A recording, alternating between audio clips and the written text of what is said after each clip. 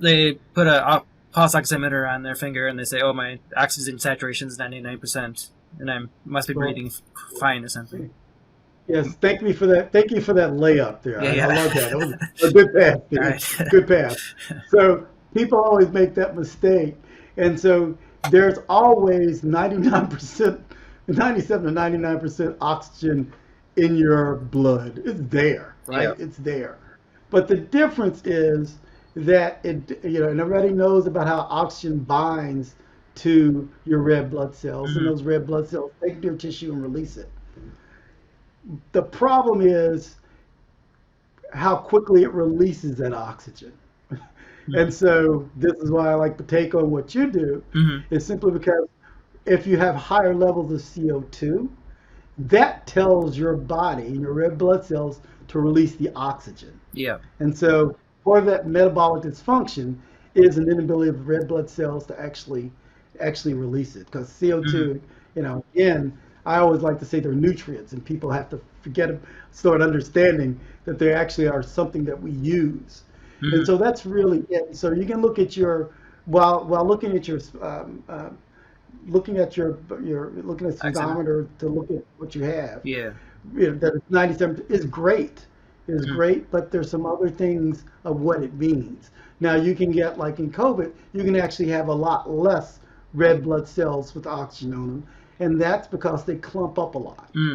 and they start to clump. Hmm. And as they clump, that means you have less surface area, Hmm. and that's when you start to see that go down, because there's not enough much area for those oxygen to bind to, Yeah. and they can't move through capillaries very well. And then, as far as connected with buteyko breathing and CO2, can you tell us a little about what you plan on doing with the carbohaler and the body stream for Oh some of your patients? yeah, dude, that's a game changer. It's a game changer.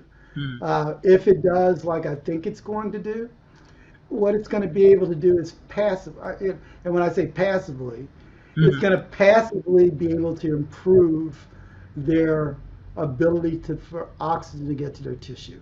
Okay. And when I say that, remember Buteyko and all these things, I'll still teach them Buteyko, Mm-hmm. but the idea is that it becomes easier, because when you have diminished, if anything we can do to allow them to use their energy for other things, their immune system, for instance, Yeah. is a great thing.